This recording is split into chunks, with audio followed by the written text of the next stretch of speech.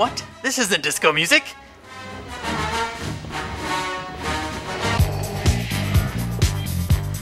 There we go.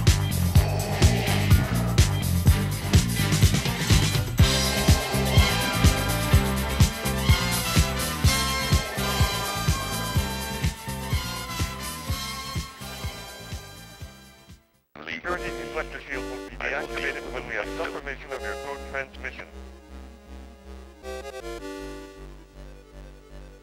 Hi, Aiden. Wait for me!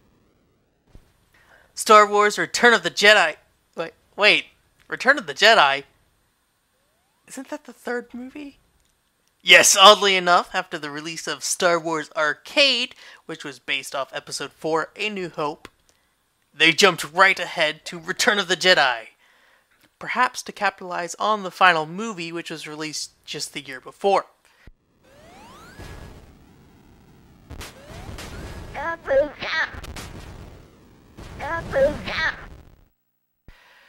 But enough about chronological order. This is Star Wars Return of the Jedi. At first glance, it looks nothing like the previous Star Wars release, which opted for vector graphics instead of sprite-based graphics. It's not nearly as interesting visually, but at least it shows up much clearer on the capture card. Here goes nothing. But despite its visual differences, the titles are very similar in terms of structure. Like the last title, The Return of the Jedi features 3 difficulties with 2 to 3 stages depending on which difficulty you choose. Each time you visit a stage with a different difficulty, there are new types of obstacles, more aggressive enemies, and more traps you'll come across. As with the last one, you can choose which difficulty you want to play from the start.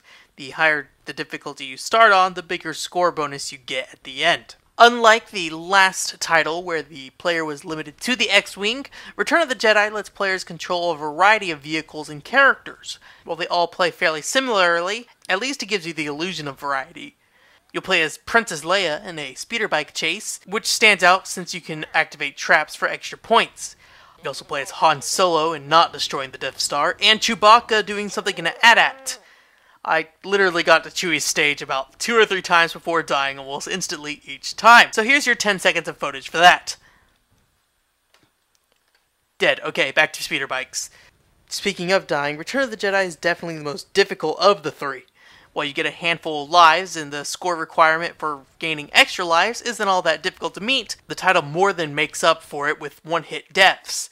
And at the rate the objects are flying by you on the screen, it's easy to get hit by the unexpected tree.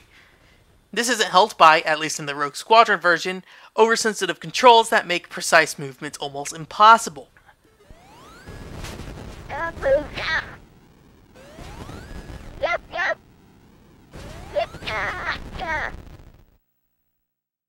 It still keeps the core formula for the last title, but it is definitely the most different out of the 3 arcade releases.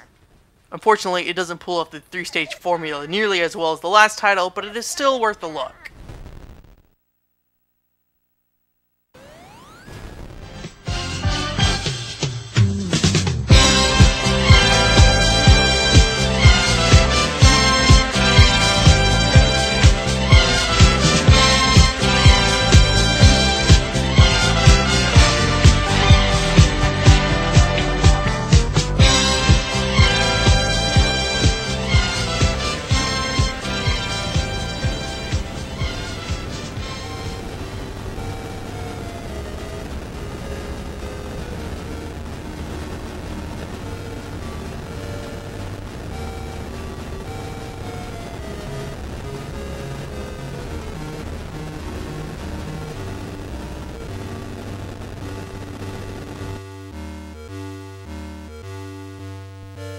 Ah, curses.